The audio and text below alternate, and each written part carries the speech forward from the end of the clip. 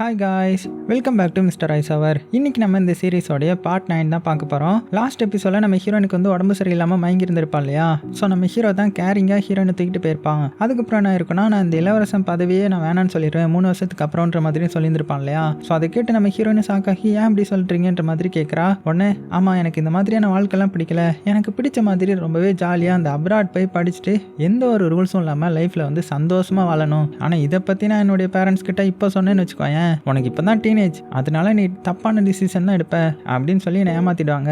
அதனால ஒரு 3 வருஷம் கழிச்சு சொன்னா யோசித்து தான் முடிவு எடுத்திருக்கான்னு சொல்லி சரின்னு சொல்லுவாங்கல்ல. அதனால நீ கொஞ்ச நாள் இந்த மாதிரி தான் வாழணும், அதுக்கப்புறம் நீ உன்னோட இஷ்டத்துக்கு இருக்கலாம் அப்படின்னு சொல்லிட்டு ரொம்பவே கவலையா போறான். ஸோ இதெல்லாம் கேட்ட ஹீரோயின், இவனை போய் தப்பா நினைச்சிட்டமே, இவன் ரொம்பவே நல்லவன், இவனுக்கு இந்த மாதிரி பணக்கார வாழ்க்கை பிடிக்காம ஜாலியா பிடிச்ச மாதிரி வாழணும்னு ஆசைப்படுறான் அப்படின்னு ரொம்பவே பெருமையா ஹீரோவை மனசுக்குள்ள பாராட்டுறாங்க. அப்படியே கட் பண்ண இந்த பக்கம் நம்ம ஹீரோ அவனுடைய அப்பாவை மீட் பண்ணி, நம்ம ஏன் நம்மளுடைய பொசிஷனை கசினுடைய அம்மாவுக்கும் கசினுக்கும் கொடுத்துடக்கூடாது, ஏன்னா இந்த பொசிஷன் அவங்களுக்கு சொந்தமானது தானே அப்படின்னதும், ஆமாப்பா நீ சொல்றது கரெக்ட் தான், ஆனா இப்படி பண்றதுக்கு மக்களும் ஓகே சொன்னோம்ல, ஏன்னா நம்ம மட்டும் இந்த முடிவை எடுத்துட முடியாது அப்படின்னதும், இப்போ இதை பத்தி நம்ம மக்கள் கிட்ட சொல்லி அவங்க டிசிஷன் கேட்டு போன்ற மாதிரி இவன் சொல்றான். நீ சொல்றது கரெக்ட் தான், அதே மாதிரி செய்யலான்ற மாதிரி சொல்றாங்க. ஏன் ஹீரோ எப்படி சொல்றானா, இவனுக்கு இந்த லைஃப் பிடிக்கல இல்லையா, அதனால இந்த பொசிஷனை கசின் கிட்ட கொடுத்துட்டு அப்ராடு போய் அவனுக்கு பிடிச்ச மாதிரி படிச்சு நார்மல் லைஃப் வாழ ஆசைப்படுறான். இப்போ அப்படியே சீன் கட் பண்ணா இந்த பக்கம் சிஸ்டரை காமிக்கிறாங்க. பாட்டி கிட்ட நிறைய போட்டோஸ்லாம் காமிக்கிறா, அவன் இந்த ட்ரிப்லாம் போயிருப்பா இல்லையா? ஸோ இதை பார்த்த பாட்டி, இது ரொம்பவே அழகா இருக்குது, இதே மாதிரி தான் எனக்கும் வாழணும்னு ஆசையா இருந்துச்சு, ஆனா என்னால முடியல, அதனால தான் ரொம்பவே கவலையா அந்த பேலஸ்ல இருப்பேன். ஆனா ஹீரோயின் என்ன புரிஞ்சுக்கிட்டு என்கிட்ட நிறைய ஜோக்ஸ்லாம் சொல்லி சிரிக்க வைப்பா தெரியுமா, அதனால தான் இப்போ வரைக்கும் நான் கொஞ்சமாவது சந்தோஷமா இருக்கேன் அப்படின்னு ஹீரோயினை பத்தி பெருமையா சொல்ல, அப்போ நம்ம பிரதரை மேரேஜ் பண்ணிக்கிட்ட பொண்ணு நல்ல பொண்ணு தான் போல அப்படின்னு சிஸ்டரும் சந்தோஷப்படுறாங்க. அப்படியே கட் பண்ணா இந்த பக்கம் நியூஸ் பேப்பர்ல கசினோடைய அம்மா நான் அந்த நாட்டு ராணியா இருந்திருக்கணும், ஆனா இப்போ அது முடியாம என்னுடைய ஹஸ்பண்டோடைய பிரதருடைய ஃபேமிலி எங்க இடத்துல இருக்காங்க அப்படின்னு சொல்லி நியூஸ் கொடுத்துட்டு இருக்க.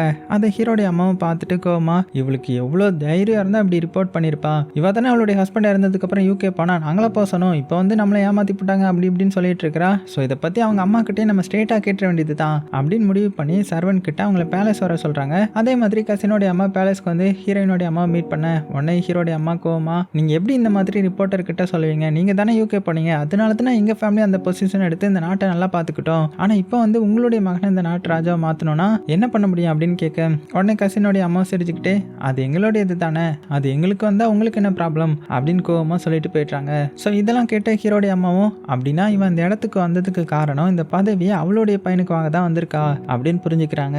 இந்த பக்கம் பாட்டியை கசினோடைய அம்மா மீட் பண்ணி பேசுறாங்க. அப்போ பாட்டி நான் நியூஸ் பேப்பர்ல நியூஸை பார்த்தேன், ஸோ இதுக்கு தான் நீ யூகேல இருந்து கொரியாவுக்கு வந்தியா அப்படின்னு கேட்டதுமே, இல்லை நான் சும்மா தான் பேட்டி கொடுத்தேன், அதை இந்த மாதிரி அந்த நியூஸ்காரங்களாம் புரிஞ்சுக்கிட்டாங்க போல, அதான் தப்பா போட்டிருக்காங்க அப்படின்னு போய் சொல்றாங்க. அதையும் பாட்டி உண்மையை நம்பிடுறாங்க. உடனே கசினோடைய அம்மா இவங்களுக்கு என்னுடைய மக ராஜாவாகிறது பிடிக்கல போல அப்படின்னு மனசுக்குள்ள திட்டிட்டு, சாரி நான் இப்படி ரிப்போர்ட்டர்கிட்ட நியூஸ் கொடுத்துருக்க கூடாது, ஏற்கனவே நீங்க உங்க பேரனை பத்தி நியூஸ் கேட்டு ரொம்பவே கவலையா இருப்பீங்க, இதுல நான் வேற உங்களை ரொம்பவே கஷ்டப்படுத்திட்டேன் அப்படின்னு நல்லவங்க மாதிரி பேச, அதை கேட்டு பாட்டிக்கு ஒண்ணுமே புரியல. ஏன்னா பாட்டிக்கு நம்ம ஹீரோ அந்த எக்ஸ் கேர்ள் ஃப்ரெண்ட் தாய்லாந்துல சுத்திட்டு இருந்திருப்பான் இல்லையா, அந்த நியூஸ் பார்த்துருந்துருக்க மாட்டாங்க, ஹீரோடைய ஃபேமிலி தான் தெரியாம மறைச்சிருந்திருப்பாங்க. ஸோ அது தெரிஞ்ச பாட்டி ரொம்பவே கஷ்டப்படுவாங்க இல்லையா, அதனால உடனே பாட்டி அம்மா என் பேரனுக்கு என்னாச்சு அப்படின்னு கேட்டதுமே, ஓ உங்களுக்கு அந்த விஷயமே தெரியாதா அப்படின்னு அந்த எல்லா உண்மையுமே சொல்லிட்டு போறாங்க. ஸோ இதனால பாட்டிக்கு சமக்கம் வந்துருது. ஹீரோடைய பேரண்ட்ஸ் கிட்ட போய், என்னை பார்த்தா உங்களுக்கு எப்படி தெரியுது, நீ இந்த விஷயத்த சொல்லாம என்கிட்ட மறைச்சிட்டீங்களா அப்படின்னு திட்டினதும், அந்த ப்ராப்ளமை நாங்களே சால்வ் பண்ணிட்டோம், ஸோ உங்ககிட்ட சொன்னா நீங்க கஷ்டப்படுவீங்கன்னு தான் சொல்லலை அப்படின்னதும், நான் இந்த நாட்டு ராணி, இந்த பேலஸ்ல எல்லா முடிவையும் நான் தான் எடுப்பேன், ஆனா இதை என் கிட்ட இருந்து மறைச்சிட்டீங்களா அப்படின்னு கோவப்படுறாங்க. அப்படியே சீனும் கட் ஆகுது. இந்த பக்கம் ஹீரோ கிட்ட செக்ரட்டரி, பாட்டிக்கு நீங்களும் உங்க எக்ஸ் கேர்ள் ஃப்ரெண்டும் தாய்லாந்துல ஷாப்பிங் போன விஷயம் தெரிஞ்சு ரொம்பவே கோவமா இருக்காங்க அப்படின்னு சொல்ல, ஆனா நம்ம ஹீரோ கேஷுவலா, அது அவ்வளோ பெரிய விஷயம்லாம் கிடையாது, அதுக்கு ஏன் பாட்டி அவ்வளோ கோவப்படுறாங்க அப்படின்னு கேட்டதுமே, அந்த டைம்ல பார்த்து எக்ஸ் கேர்ள் ஃப்ரெண்ட் நம்ம ஹீரோக்கு கால் பண்ணி, நான் நியூஸ் பேப்பர்ல நம்ம 2 பேரையும் பத்தி போட்டிருந்ததை பார்த்தேன், எனக்கு ரொம்பவே கஷ்டமா இருந்துச்சு, என்னால தானே உங்களுக்கு இவ்வளோ கஷ்டம், ஸோ என்னை மன்னிச்சிருங்க அப்படின்னு சாரி கேட்குறா. ரொம்பவே அப்பாவியா கேட்குறாளாம். அதை நம்ம ஹீரோவும் உண்மையா நம்பி, நீ அதை பத்தி ஃபீல் பண்ணாத, இது எல்லாமே எல்லாரும் தப்பா நினைக்கிறது தானே, ஸோ நான் உன்னை இப்போ பார்க்கணும், அதனால நீ புக் ஸ்டோருக்கு வந்துரு சரியா அப்படின்னு சொல்ல, ஸோ எக்ஸ் கேர்ள் ஃப்ரெண்டுக்கு அவ்வளோ சந்தோஷம், நம்ம பேசினதை ஹீரோ நம்பிட்டான், அதனால அவன் என்ன பார்க்க வரான், இதை யூஸ் பண்ணி அவனை சீக்கிரமா மேரேஜ் பண்ணலாம் அப்படின்னு பிளான் பண்றாங்க. இந்த பக்கம் நம்ம ஹீரோ செக்ரட்டரி கிட்ட, நான் போய் அந்த கேர்ள் ஃப்ரெண்டை மீட் பண்ணிட்டு வரேன், இதை பத்தி யார்கிட்டயும் சொல்லிடாதீங்க அப்படின்னதும், வேண்டாம் சார், இப்போ வர அந்த பிரச்சனையே முடியல, இப்போ திரும்பியும் அதே மாதிரி பண்ணீங்கன்னா பெரிய பிரச்சனை ஆயிடும், போகாதீங்க அப்படின்னதும், ஆனா நம்ம ஹீரோ கேட்காம அந்த கேர்ள் ஃப்ரெண்டை மீட் பண்ண புக் ஸ்டோருக்கு போறான். அங்க யாருக்குமே இவன் தான் இளவரசன் தெரியக்கூடாதுன்றதுக்காக தொப்பி வச்சு அந்த ஸ்பெக்ஸ் எல்லாம் போட்டு புக்ஸ் படிக்கிற மாதிரி அவகிட்ட பேச, நீ தான் உன்னுடைய ட்ரீமுக்காக என்ன வேண்டான்னு சொன்னல, அதனால தான் நான் மேரேஜ் பண்ணிக்கிட்டேன். அதுக்கப்புறம் நீ என்ன தாய்லாண்டில் மீட் பண்ணும்போது நம்ம பிரேக்கப் பண்ணும்போது உனக்கு எந்த ஒரு ஃபேர்வெல் கிஃப்ட் தரல. அதனால தான் நான் உன் கூட டைம் ஸ்பெண்ட் பண்ணேன். நீ ரொம்பவே சந்தோஷப்படுவேன்னு நினச்சேன். ஆனால் இது இவ்வளோ பெரிய பிரச்சனை ஆகும்னு நினச்சி கூட பார்க்கல. அதனால நீ அதை பற்றியெல்லாம் நினச்சி கவலைப்படாத அப்படின்னதும் அதை கேட்டு எக்ஸ் கேர்ள் ஃப்ரெண்டுக்கு வந்து ரொம்பவே சந்தோஷம். ஏன்னா நம்ம ரொம்பவே ஃபீல் பண்ணுறோன்னு தெரிஞ்சு நம்மளை சமாதானப்படுத்துறதுக்காக தான் வந்திருந்துருக்கிறான். அப்போ இவனுக்கும் இன்னுமே நம்ம மேலே லவ் இருக்குல்ல அப்படின்னு சிரிச்சுக்கிட்டே நினச்சிக்கிறா. உடனே ஹீரோ என்ன சொல்கிறானா, ஆனால் இப்போ தான் எனக்கு என்னுடைய ட்ரீம் என்னதுன்னு தெரிஞ்சுது. அதனால தான் நான் அச்சீவ் பண்ண போகிறேன் அப்படின்னதும் அது என்னன்னு சொல்லி நானும் உனக்கு ஹெல்ப் பண்ணுறேனே அப்படின்னு இந்த கேர்ள் ஃப்ரெண்ட் சொல்ல, அதெல்லாம் வேண்டாம், வேலையை நீ பாரு. எனக்கு ஹெல்ப் பண்ண என்னுடைய ஒய்ஃப் இருக்கிறா. இனிமேல் நம்ம 2 பேருக்கும் எந்த ஒரு சம்மந்தமுமே இல்லை, சரியா? நான் போயிட்டு வரேன், குட் பை அப்படின்னு சொல்லிட்டு போக, அவ்வளோதான். இப்படி சொன்னதுமே ஷாக் ஆகி அழுதுகிட்டே ஓடி போய் ஹீரோடைய கையை பிடிச்சி, நான் உனக்காக எப்போதுமே இருப்பேன், நீ என்னை விட்டுறாத ப்ளீஸ் அப்படின்னு சொல்லிக்கிட்டே அழுதுகிட்டே போகிறாங்க. என்ன இவகிட்ட இவ்வளோ சொல்லியுமே புரிஞ்சிக்க மாட்டுக்காளே அப்படின்னு நம்ம ஹீரோ ரொம்பவே ஃபீல் பண்ணுறான். இப்போ அப்படியே சீனும் கட் ஆகுது. அடுத்த நாள் ஸ்கூலில் ஹீரோயின் அவளுடைய ஃப்ரெண்ட்ஸ் கூட கேக் செய்ய கிளாஸ் அட்டென்ட் பண்ணிட்டு இருக்கிறாங்க.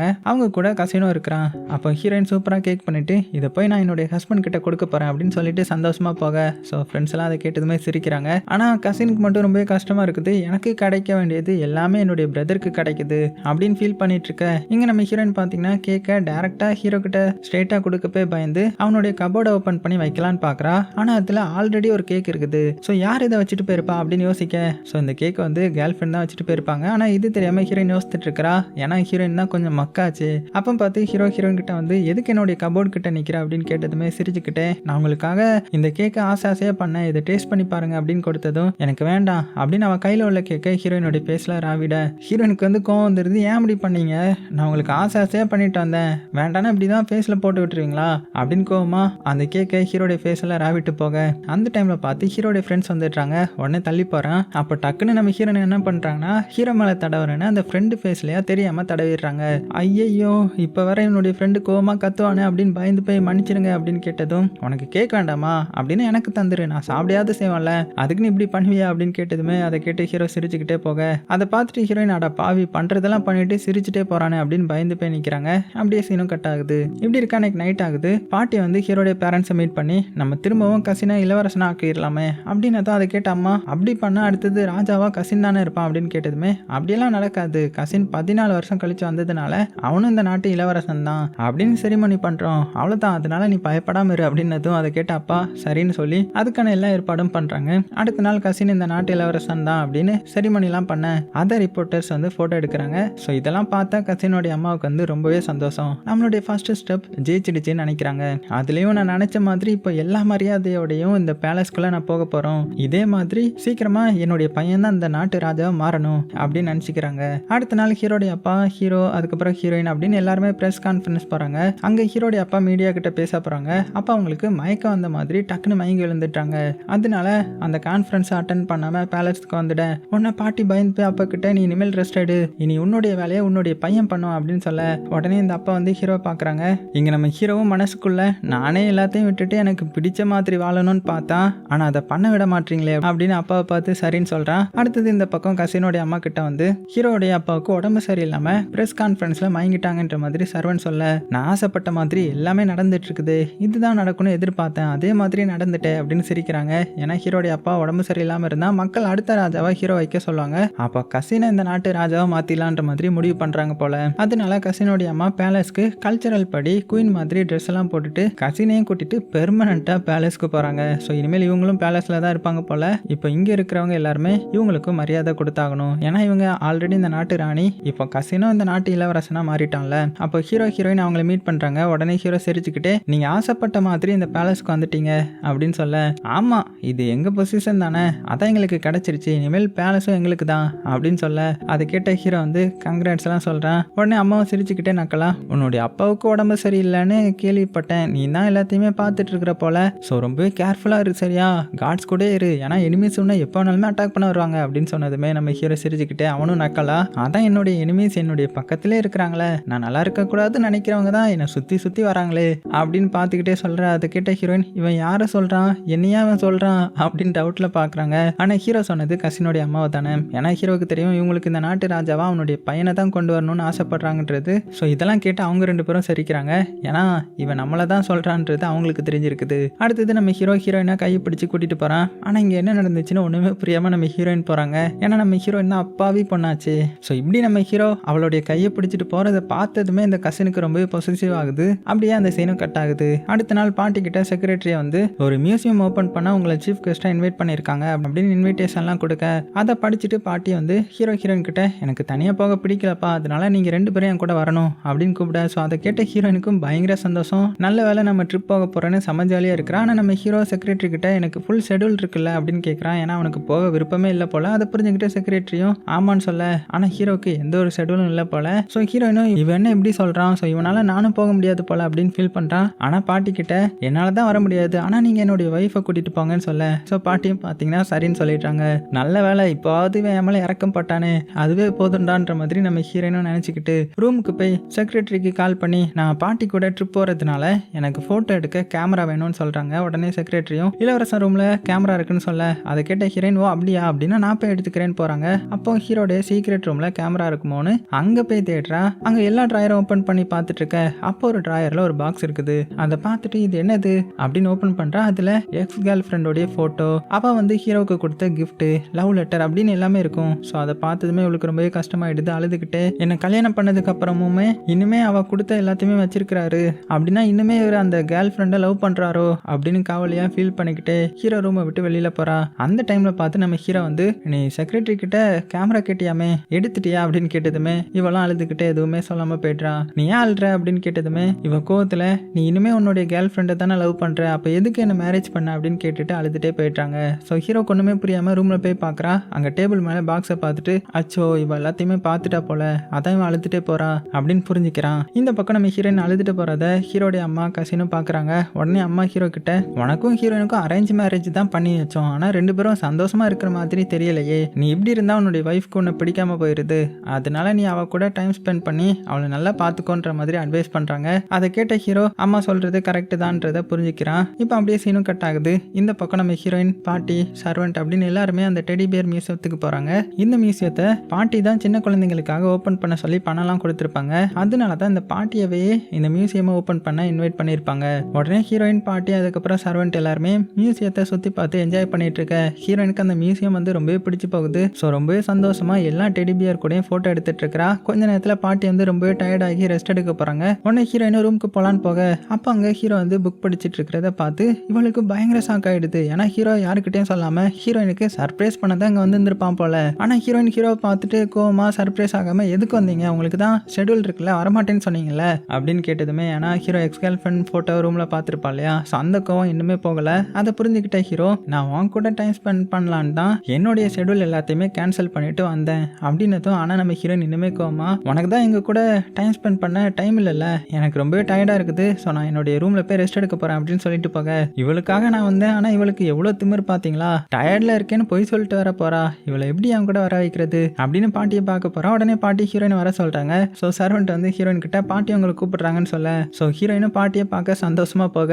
ஆனால் அங்கே நம்ம ஹீரோ இருக்கிறான். ஸோ அதை பார்த்து ரொம்பவே கவலை ஆக்கிட்டா. உடனே பாட்டி ஹீரோயின் கிட்ட நானும் என்னுடைய பேரனும் யாருக்கும் தெரியாம வெளியில போகலான்னு பிளான் பண்ணியிருக்கிறோம், ஸோ நீயும் வரணும் அப்படின்னதும் அது கேட்ட ஹீரோயின் சாக்காகி பாட்டி இப்படிலாம் போகக்கூடாது, இது பேலஸ் ரூல்ஸ் படி தப்பு அப்படின்னதும், ஆனால் பாட்டியும் ஹீரோ சிரிச்சுக்கிட்டு அதை நாங்கள் பார்த்துக்கிறோம், எப்போதும் பேலஸ்ல இருக்கிறது ரொம்பவே டென்ஷனாக இருக்கும், அதனால இப்படிலாம் வெளியில போயிட்டு வந்தால் தான் ரிலாக்ஸ் ஆகும் அப்படின்னதும் உடனே ஹீரோயின் போலாம்னு சொல்ல அடுத்தது 3 பேரும் யாருக்கும் தெரியாம சைலண்டா ஒரு கார் எடுத்துட்டு யாரும் கண்டுபிடிச்ச கூடாதுன்றதுக்காக காஸ்டியூமை வந்து கொஞ்சம் சேஞ்ச் பண்ணிட்டு ரொம்பவே ஜாலியா ட்ரிப்லாம் போறாங்க. அப்போ கார் ஒரு மலையில நிப்பாட்டி பாட்டி வந்து பாடலாம் செய்றாங்க. அதை கேட்டு ஹீரோயின் பயந்து போய் பாட்டி பாடாதீங்க, அது நல்ல பாட்டு, என்னால கேட்க முடியல, நான் சூப்பரா பாடுவேன், ஸோ நானே பாடுறேன்னு சொல்ல, ஸோ பாட்டியும் சரி பாடி தொலை அப்படின்னு சொல்றாங்க. உடனே ஹீரோயின் வந்து பாட ஆரம்பிக்கிறாங்க. அதை கேட்டு பாட்டி அம்மா நீ பாடவே பாடிடாத, நான் இன்னும் கொஞ்ச நாளாவது உயிரோட இருக்கணும்னு நினைக்கிறேன், நீ பாடி என்ன கொண்டுருவ போல அப்படின்னு சொல்ல, ஸோ நம்ம ஹீரோ வந்து சிரிக்கிறான். அதை பார்த்து ஹீரோயின் கோபமா மறைக்கிறாங்க. உடனே பாட்டி என்னுடைய பேரை சூப்பரா பாடிட்டே டான்ஸ்லாம் ஆடுவான்ற மாதிரி சொல்ல, அப்படியா அப்படின்னா பாடுங்கன்ற மாதிரி சொல்ல, ஸோ நம்ம ஹீரோ பயந்துகிட்டே பாட்டிக்காக பாடுறான். அதை கேட்டு நம்ம ஹீரோயினும் பாட்டியும் சிரிக்கிறாங்க. இப்படி சிரிச்சாலாம் நான் பாட மாட்டேன் அப்படின்னு கோபமா போய் நின்னுட. ஸோ ஹீரோயினும் சிரிச்சுக்கிட்டே நாங்கள் சிரிக்க மாட்டோம், டான்ஸ் ஆடிட்டே பாடுங்க பார்க்கலாம் அப்படின்னு சொல்ல, ஸோ நம்ம ஹீரோவும் டான்ஸ் ஆடிட்டே பாடுறான். அதை கேட்டு ஹீரோயினும் சிரிச்சுக்கிட்டே ஹீரோ கூட டான்ஸ் ஆடிட்டே பாடுறாங்க. அடுத்தது 3 பேரும் செம ஜாலியாக டான்ஸ் ஆடி என்ஜாய் பண்ணுறாங்க. அப்படியே டைமும் போகுது. ஸோ கொஞ்ச நேரம் கழிச்சு கிளம்பலான்னு பார்க்குறாங்க. ஆனால் வண்டி வந்து ஸ்டார்ட் ஆக மாட்டேங்குது. ஸோ என்ன பண்ணுன்னு தெரியாமல் கால் பண்ணி ட்ரக்ஸை வர வச்சு கடைசியாக காரை வந்து இழுத்துட்டே போகிறாங்க. உடனே நம்ம ஹீரோயின் கோவமா நீங்கள் இப்படி தான் ரிப்பேர் ஆன வண்டியை எடுத்துகிட்டு வருவீங்களா, உங்களால் இப்போ நிறைய பிளேஸ்க்கு வந்து போக முடியாமல் போயிடுச்சு அப்படின்னு ஹீரோ கிட்ட சண்டை போட்டுக்கிட்டே போக அடுத்தது ஒரு வழியாக அவங்க தங்கியிருந்த ரெஸ்டாரண்ட் ரெஸ்டாரண்ட்டில் போய் ரீச் ஆகிட்டாங்க. அங்கே காரை பார்த்துக்கிட்டு சர்வெண்ட் வந்து இது என்ன காரு, இது எங்கேருந்து வந்திருக்குது அப்படின்னு ஷாக்கிங்காக பார்த்துட்டு இருக்கிறாங்க. அப்போ தான் ஹீரோயின், ஹீரோ, பாட்டி அப்படின்னு 3 பேரும் இருக்கிறத பார்த்துட்டு நீங்கள் இந்த வண்டியில இருக்கிறீங்க அப்படின்னு ஷாக்காக. ஆனால் 3 பேருக்கும் கார்ல இருந்து இறங்க இஷ்டமே இல்லாமல் ரொம்பவே கவலையாக உட்காந்துருக்காங்க. அதோட இந்த பார்ட் முடியுது. ஸோ செமையாக இருந்துச்சுல்ல. அடுத்த பார்ட்டை நம்ம நாளைக்கு பார்த்துடலாம். சேஃபாக இருங்க. உங்களுக்கு பிடிச்ச எல்லாத்தையுமே ரொம்ப ரொம்ப சேஃபாக பார்த்துக்கோங்க.